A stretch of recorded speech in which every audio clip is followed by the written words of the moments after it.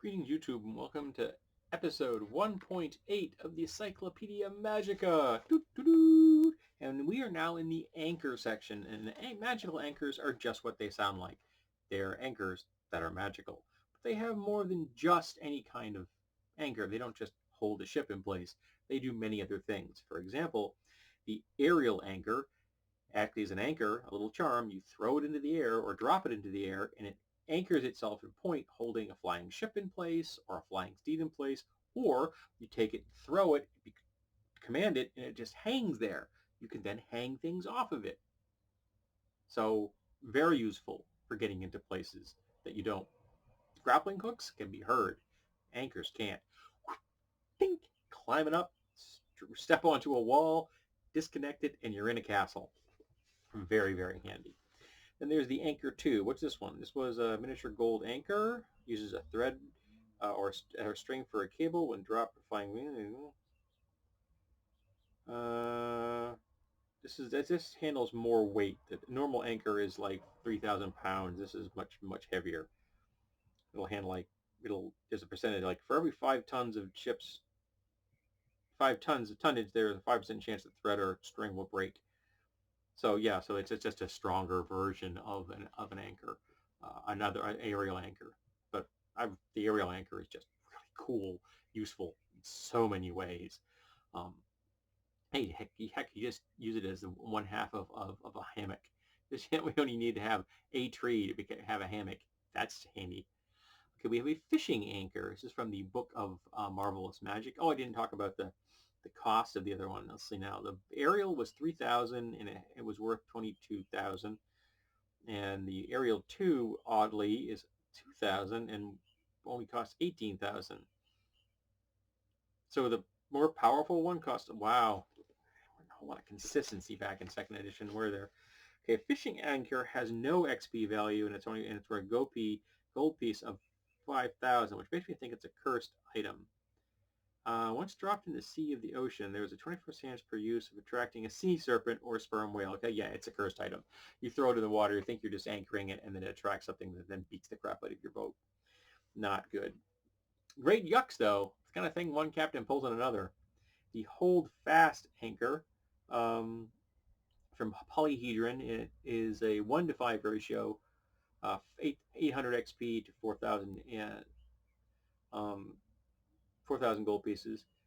It's a silver iron weight 3 pounds. When the command words hold fast are spoken and the anchor is tossed over the side of a ship, it magically embeds itself in the seafloor and holds any vessel in weighing up to 20 tons. Well, that's kind of cool. Anchor holds a ship with a thin, invisible rope 300 feet long. You hope you're out there in pretty shallow water then, because lots of places in the ocean are deeper than 33,300 feet. So you're going to make sure you're fairly close to shore. 300 feet's good. That's fathom is it 6 feet? Fathom 6 feet. Yeah, right? Is that yeah, I think it's 6 feet. It's 50 fathoms? Yeah, I guess so. The man. This item appears to be function as a seafaring anchor in all respects, and this is a ratio of 3,000 XP to 2,250 in gold.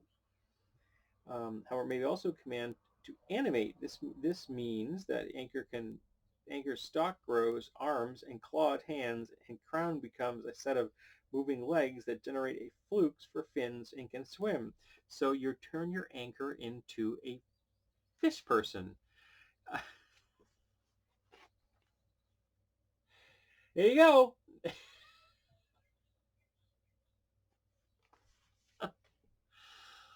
Wow. That's wild. That makes me smile. All right, we have a seafaring anchor. This anchor is 2 feet long and weighs 100 pounds. When commanded, it magically lengthens its cable either to any named length or until the anchor touches bottom. The cable's maximum weight is 1 mile. That's cool. Also shortens the cable and command. It requires no capstan cable winch. That's very handy. And that's 2,000 gold to 2,000 XP to make and 15,000 to buy. Worth its weight though, man. An anchor that doesn't that just has an infinite chain up to 1 mile. That's cool.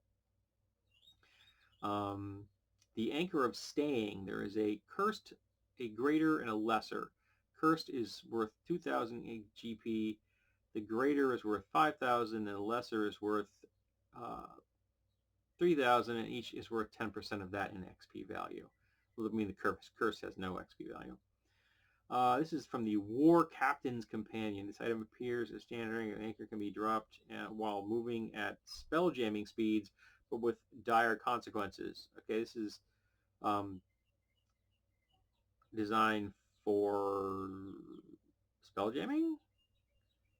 The ship can like lurch to a stop, which would be bad. This item gives off, the faint one gives off an auburn aura and when cast over the side. It can stun up to stop a ship powered by a minor helm, but its dwemer is not sufficient to halt a ship with a major helm. All right, and the greater anchor of staying, I can get off a faint bluish glow. It can use any spell jamming ship, but dwemer is sufficient to stop a ship powered by the equivalent of a major helm. And the cursed one,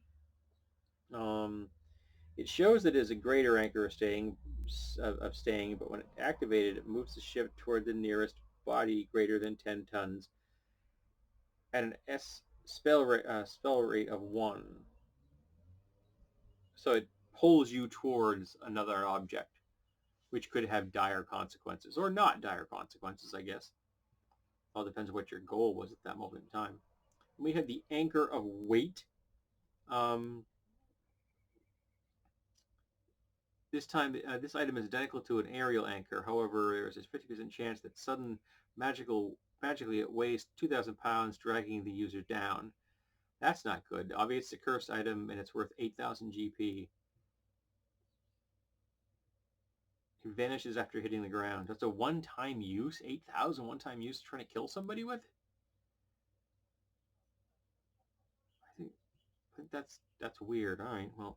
Okay, that's all the anchor section. Now we're going into Ankhs. I have an Ankh right here. This picture of an Ankh, a guy using an Ankh right there. Can't tell who did it, but it looks very similar to some of the illustrations from the old Deities and Demigods book. The Ankh of Life, which is kind of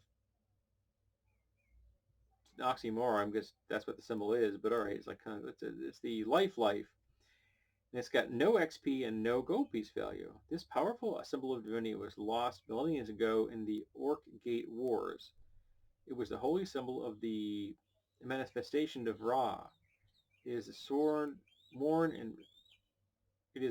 and dirty rod of birchwood without any adornments, 1 foot long, in the shape of an ankh. It has the following powers: continual light, destroy undead, regeneration, restoration, resurrection.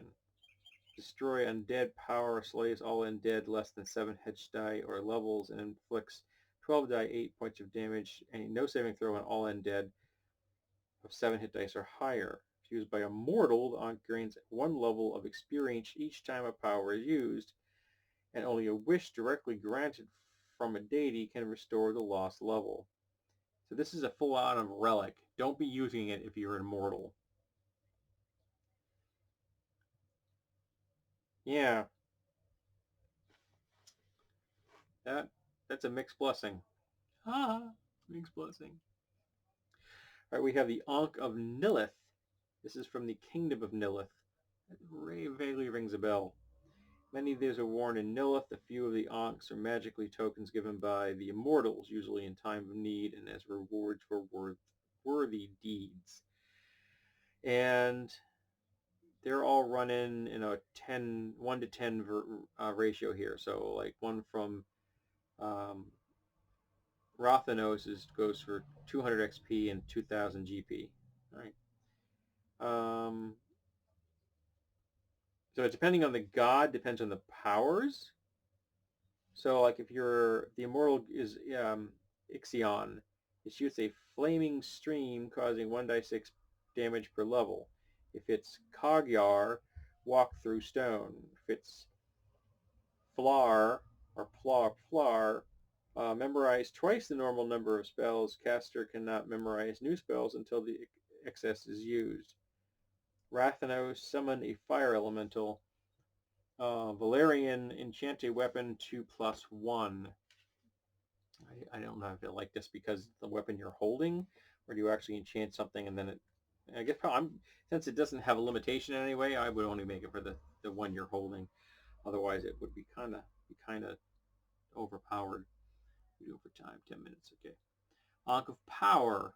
Also apparently also in this is for Legends and Lore, which was the second edition version of Deities and Demigods. This has no XP or gold piece, which means it's also a relic. Each of the gods of the Great Enid has the power to create an Ankh of Power at will. They are rarely manufactured. Okay, in the hands of a priest who worshipped a member of the Great Enid, an Ankh of Power glows as if under the influence of a continual light spell. The light is pure and holy, giving the power to drive away any undead creature it shines upon. Any attempts to conceal or darken the light is an affront to the gods and results in instant destruction of the Ankh. Any healing spells cast by a priest while holding the Ankh, his hand is at double effectiveness. Further, as long as the object is in her possession, the priest is immune to all forms of poison and disease, including such unusual afflictions as mummy's rot and lycanthropy. Lastly, the Ankh of Power can cast a sun ray spell 3 times per day if the priest speaks a command word unique to the individual Ankh. Then we have actually got Ankh's Ray's Ankh, or Ra's Ankh, depends how you want to say it. It's a relic. His Ankh can destroy undead at will. That's it. Or any being that is not on its home plane. Okay, it's good for dispelling outsiders, I guess. Then we have the True Ankh, and this is from the Deities and Demigods Encyclopedia. This magical device, carried by all the gods of the Nile at one time or another, enables them to raise any undead creature as long as all of the body parts are presented in the time of the raising. That was a big thing in the Egyptian. They had to have your bodily integrity. It's why they made the mummies. Ironically, they also removed the organs and put them into Coptic jars, which would violate that, but whatever. The device kills by fire any non-living being that touches it. Oh, well. So, yeah, don't be undead and touch this thing. But really damn powerful, relics. I shouldn't be surprised by that. I don't remember those. I don't think we ever had anybody used Ankhs in the game, though. Ever. We really didn't have any. Well, I think we had like some adventures that touched on, the Nile vibe, the whole Egyptian desert thing, but I don't think we ever had any characters or any important NPCs from those regions. So yeah, so we didn't really get into that much. But thank you for being here for episode 1.8 of the Encyclopedia Magica. Hope you enjoyed yourself. I hope you'll be here for episode 1.9.